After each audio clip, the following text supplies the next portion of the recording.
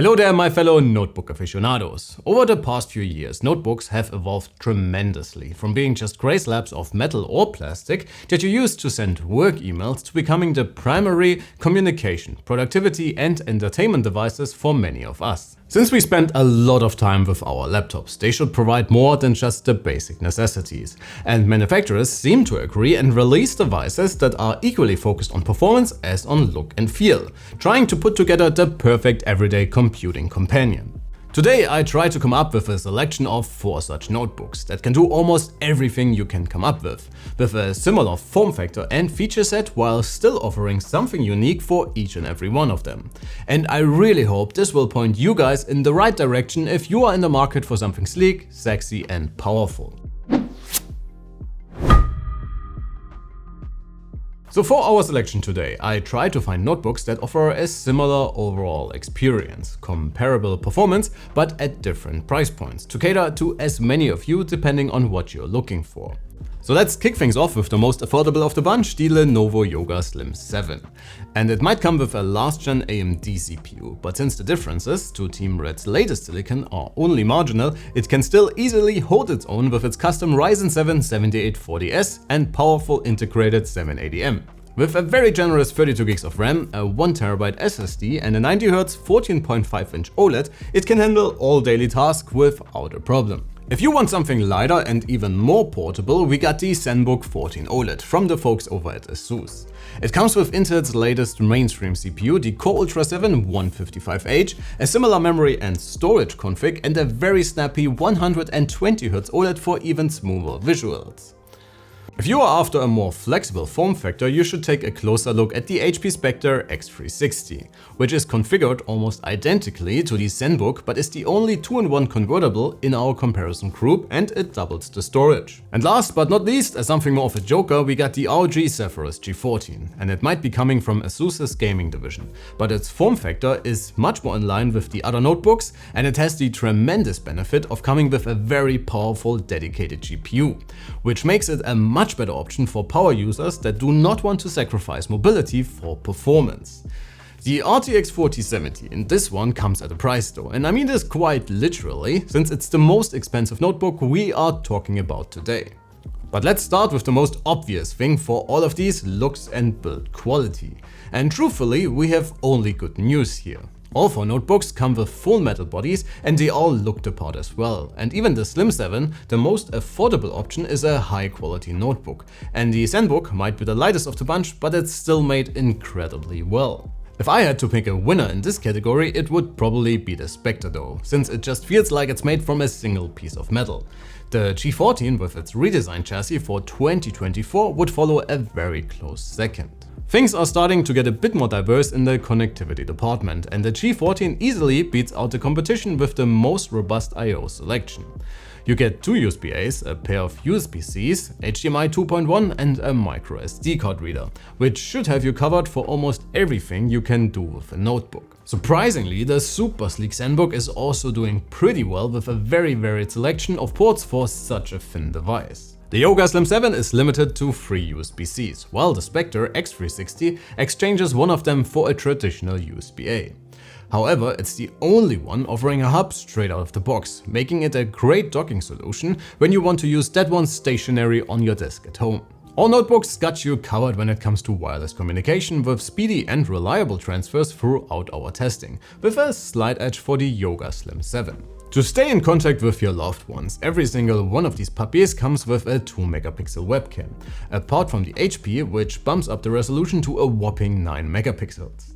And while that clearly shows when it comes to pure picture quality, the difference is not as night and day as you might think judging from the numbers alone.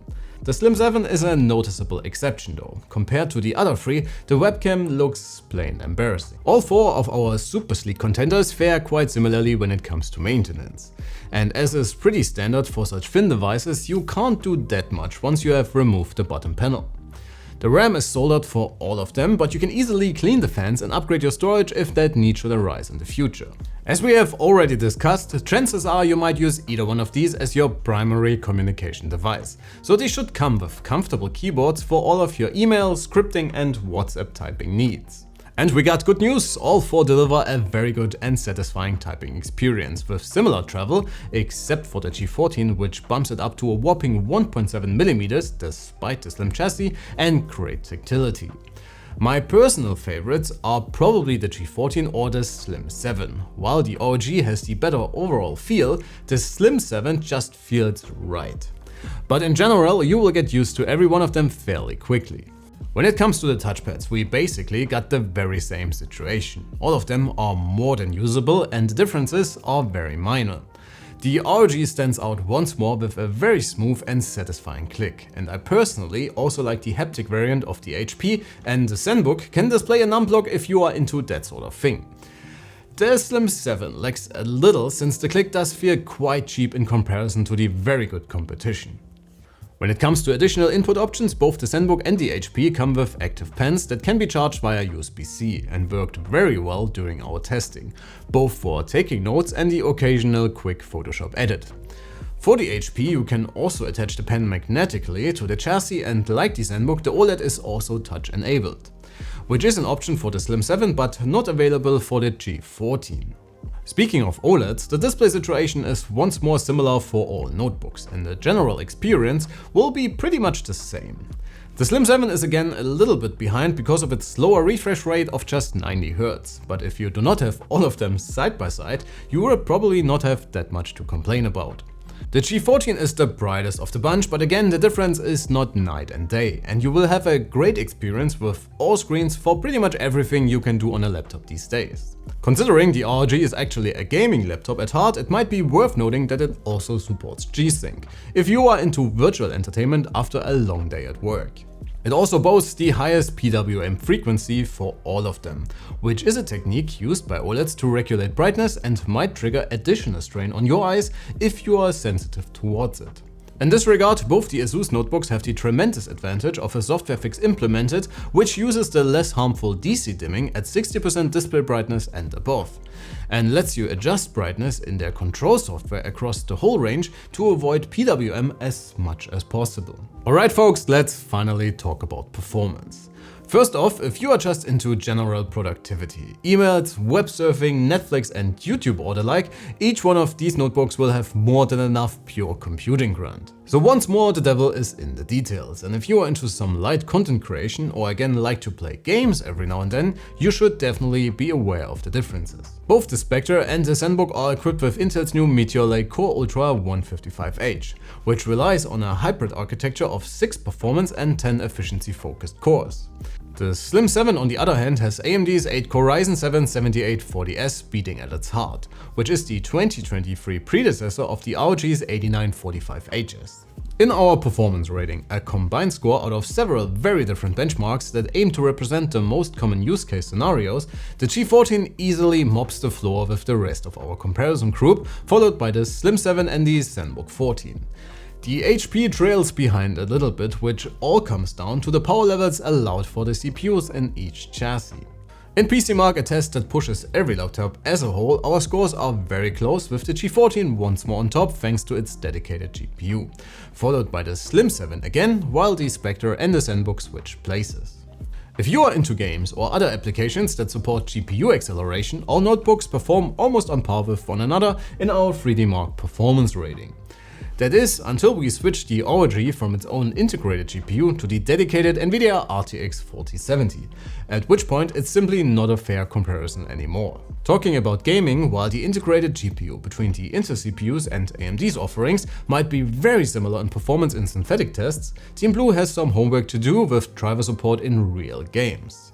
In our 1080p rating, both chips from the red corner perform much better across the board, even though it should be said that you should not expect to be able to run the latest games on any of these anyways. At least not in high settings or, God forbid, even the native resolution of these displays. That is once more where the NVIDIA card in the G14 comes in, which kinda allows you to do exactly that. It may not be the fastest variant of NVIDIA's higher-end mid-range silicon. Still, it can handle even the native resolution of the high-res OLED with some additional help of some AI upscaling, and almost all games in very high settings if you drop things down to Full HD. In terms of fan noise, it really depends on what you are doing with your machine. The HP Spectre, for example, almost always has its 2 fans running, even though it should hardly be bothersome, since it also remains at a constant speed, which stays the same even during short loads in between. The Zenbook is a little nervous in this regard, since almost all kinds of activity come with different levels of fan activity. The Slim 7 also has to pay the price for its high-powered CPU, and can get pretty noisy if you really push the system as a whole. The ROG, on the other hand, is often dead silent during low-load scenarios, hinting at its much more robust cooling solution. If you really push it though during games or the like, you of course have to keep in mind that a proper GPU has to be cooled as well. But to be quite honest, in the G14's balance profile, it is actually not that much louder than our other contenders today. By the way, while we are focusing more on the everyday capabilities of each one of these today, if you want to dive deeper into the nitty-gritty details, please head on over to our written reviews on the website, which I have linked below. What really surprised us during testing these beauties are their speaker systems. While it was a neglected aspect for Windows notebooks for a long time, the general quality here is excellent. The G14 easily takes the cake though with the loudest and in general best sounding speakers, followed by the almost as good Slim 7. I recorded some noise samples for all 4, so please sound off in the comments which one you liked best.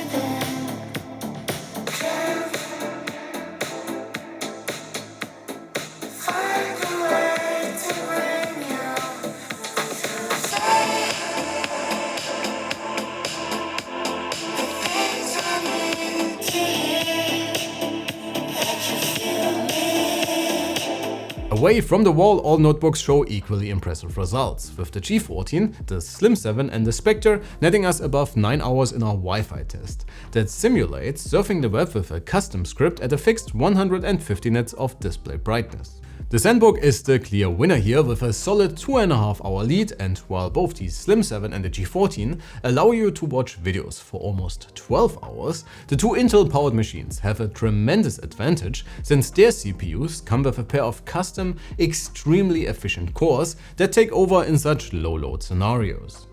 Alright folks, so it's about time to wrap it up. Which one of the notebooks we dealt with today is your best overall pick when choosing your next do-it-all notebook?